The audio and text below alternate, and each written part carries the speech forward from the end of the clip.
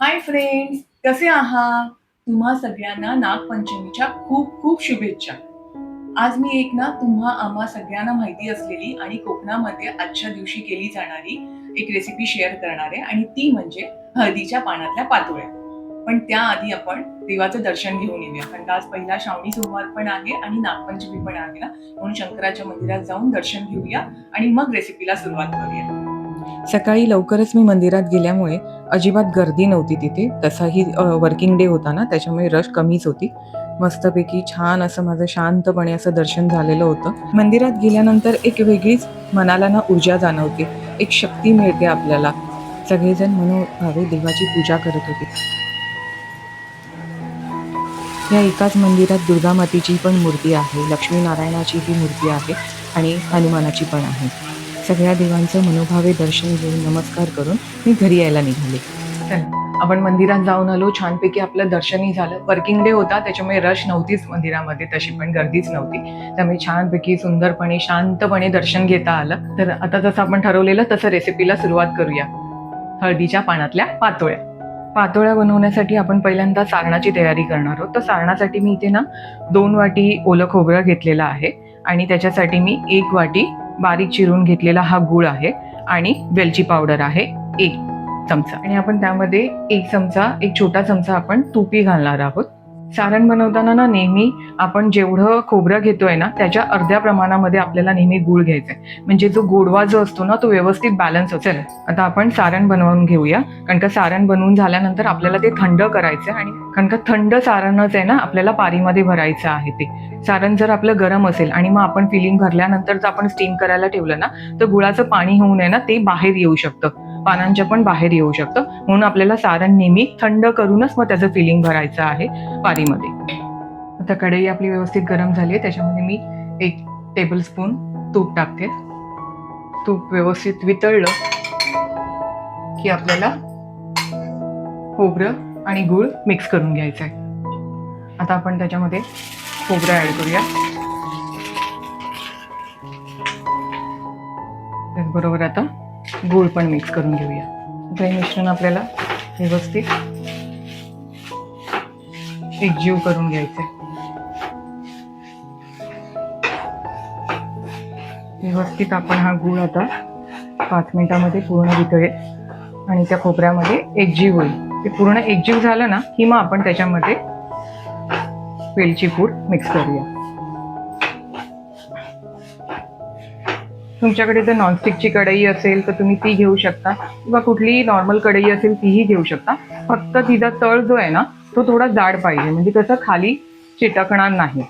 म्हणून श्रावण सुरू झाला की सगळ्यांना वेध लागतात ते गणपतीचे. मग तुमची तयारी कुठपर्यंत आली आहे गणपतीची?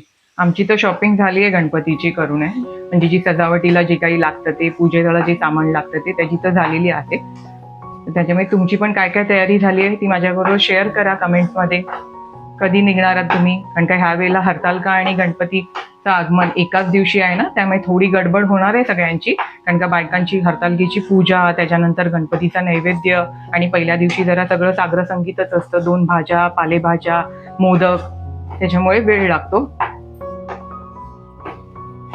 आपल्याला मस्तपैकी ताकद देतो ते सगळं काही करायची.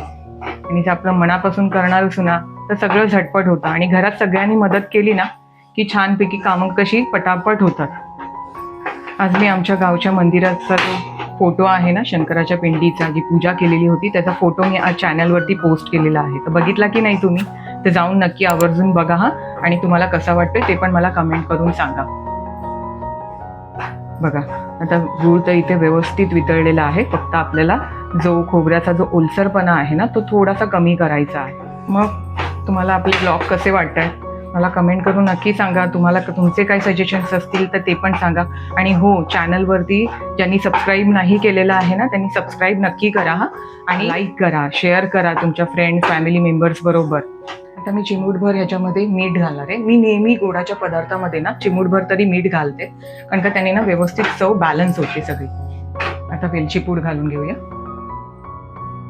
ते पण आता आपण व्यवस्थित त्यामध्ये मिक्स करून घेऊया. आपलं आता सारण रेडी झालेलं आहे. आता आपण ते बाजूला ठेवून देऊया, म्हणजे ते थंड होईल.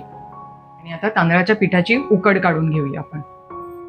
तांदळाच्या पिठाची उकड काढण्यासाठी मी ते आता 2 वाटी पाणी घेतलंय. त्याच्यामध्ये चवीपुरतं मीठ आणि अर्धा टेबलस्पून तूप टाकायचे. पाणी व्यवस्थित बॉईल झालं की मग त्याच्यामध्ये आपल्याला जेवढं पाणी घेतलंय तेवढंच तांदळाचं पीठ ॲड करायचं आहे. आपण 2 वाटी पाणी ॲड केलेलं होतं, तर आता त्याच्यामध्ये आपल्याला 2 वाटी तांदळाचं पीठ ॲड करायचं आहे. पाणी आता आपलं चांगलं उकळतंय. ते व्यवस्थित उकळलं की मग आपण त्याच्यामध्ये तांदळाचं पीठ ॲड करूया. त्याच्यामध्ये मी आता हे 2 वाटी तांदळाचं पीठ ॲड केलेलं आहे. ते व्यवस्थित आपल्याला मिक्स करून घ्यायचे. त्याची छान अशी उकड काढली पाहिजे.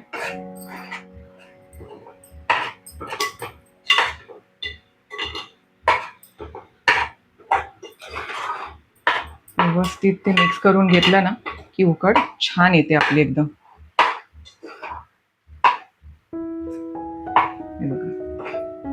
छान आपलं आता हे मिक्स झालेलं आहे. आता ह्याला आपण 10 मिनिटं कव्हर करून ठेवून द्यायचं आहे.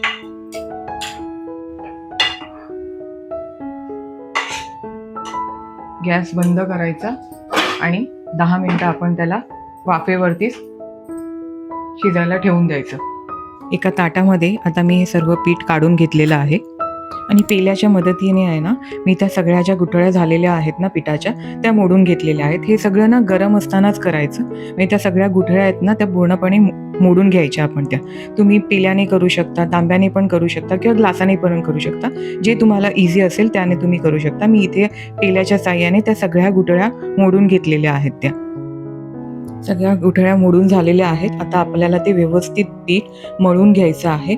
अतिशय मऊसूत झालं पाहिजे अशा रीतीने ते आपल्याला मळून घ्यायचं आहे. ते तुम्ही बघू शकता किती इथे मस्तपैकी आपलं पीठ मळून होतं आहे. ते पाण्याचा अजिबात आपण वापर केलेला नाही आहे.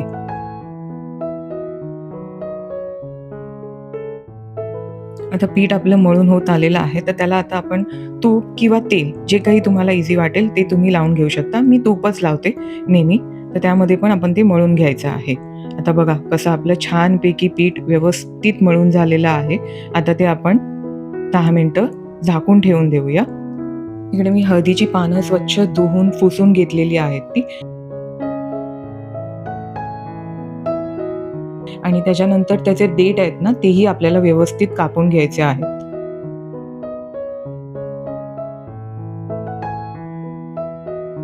काही पानांचे मी 2 भाग करून घेतले, म्हणजे मला ती मोठी वाटत होती म्हणून. तर तुमच्यावरती आहे, तुम्हाला जर मोठ्या आकाराच्या करायच्या असतील पातोळ्या तर तुम्ही मोठ्या आकाराच्या करू शकता. जर तुम्हाला माझ्यासारख्या अशा मध्यम आकाराच्या करायच्या असतील तर तशाही करू शकता. आता सर्व पानांना मी थोडं तूप लावून घेतलं. तुम्ही तेलही लावू शकता. सगळेजण पातोळ्यांची पारी जी आहे ना ती पानावरती थापून करतात, पण माझ्यासारखी ही एकदा टेक्निक करून बघा. मी नेहमी आहे ना पातोळ्यांची जी पारी आहे ना ती मी लाटून घेते, जशी आपल्याला लांबट आकाराची हवी असते त्यानुसार. याने काय होतं की कधी कधी आपण जेव्हा पानावरती थापतो त्यावेळेला काही ठिकाणी पातळ होतं, काही ठिकाणी जाडसर राहतं, काही ठिकाणी फाटलं जातं. तर हे असं आपण लाटून घेतलं ना की ते सगळीकडून एकसारखं लाटलं जातं आणि नंतर ते पानावरती ठेवून मग मी सारण त्याच्यामध्ये भरते आणि मग दोन्ही बाजूंनी पान ते बंद करून घेते. तुम्ही पण एकदा ह्या पद्धतीने ट्राय करून बघा आणि मला कमेंट करून सांगा कशी वाटली माझी ही पद्धत ती.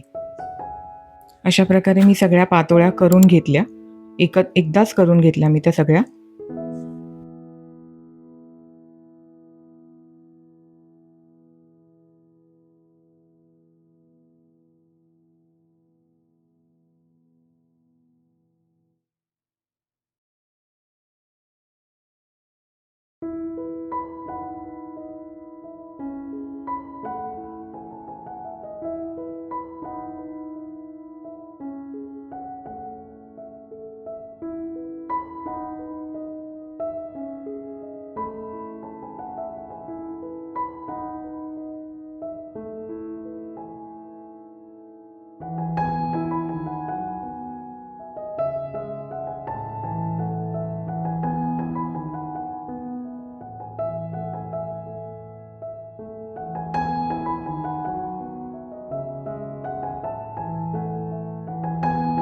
इथे मी एक पसरट भांडं घेतलेलं आहे आणि त्याच्यामध्ये जाळी बुडेल एवढंच पाणी मी ठेवलेलं आहे.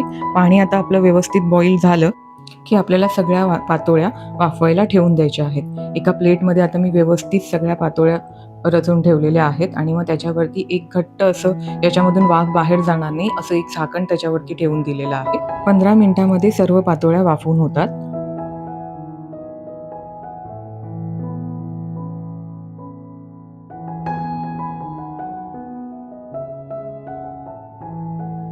15 मिनिटं झालेली आहेत. आता आपण झाकण उघडून बघूया. आपल्या पातोळ्या एकदम तयार झालेल्या आहेत.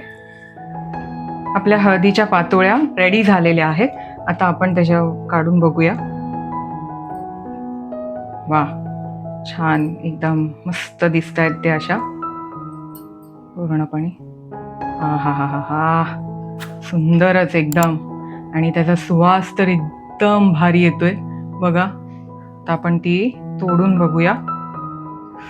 हा, गरम आहे एकदम, स्टीम मस्तपैकी बघा. छान आपल्या त्या पातोळ्या आता रेडी झालेल्या आहेत. आता आपण देवाला नैवेद्य दाखवूया आणि मग टेस्ट करून बघूया कशा झाल्यात त्या.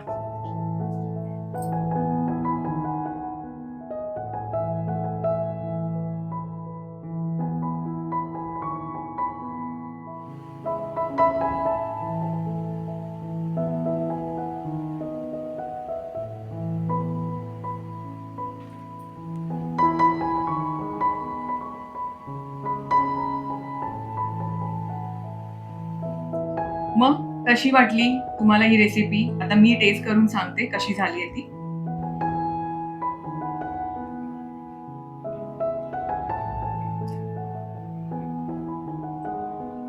सुंदर झालेली आहे. पारी पण आपण ती लाटून केल्यामुळे आहे ना, व्यवस्थित ती पातळ झालेली आहे, कुठेही जाड नाहीये ती. आणि आपलं गुळाचं प्रमाण पण अतिशय योग्य होतं, त्यामुळे अति गोड पण नाही झालेले आहे, व्यवस्थित गोड झालेले आहेत. म्हणजे जे कमी गोड खाणारे असतील त्यांनी नक्कीच प्रमाण कमी करा. पण हे जे आपण जे प्रमाण सांगितलेलं आहे ना, 2:1, 2 वाटी जर ओलं खोबरं असेल तर त्याला 1 वाटी आपण गूळ घ्यायचा आहे. ते अतिशय योग्य आहे. त्याच्यामुळे व्यवस्थित गुळाची चव जी आहे ना, ती बॅलन्स झालेली आहे. तर तुम्ही पण आजच्या दिवशी काय केलेलं होतं ते मला कमेंट करून सांगा. माझी जर ही रेसिपी तुम्हाला आवडली असेल, माझी जर ही टेक्निक तुम्हाला आवडली असेल, तर नक्की ट्राय करा आणि मला कमेंट करून पण सांगा. व्हिडिओ आवडला तर व्हिडिओला लाईक करा, शेअर करा. नवीन असाल तर चॅनलला नक्की सबस्क्राईब करा. चला, पुन्हा भेटूया. बाय.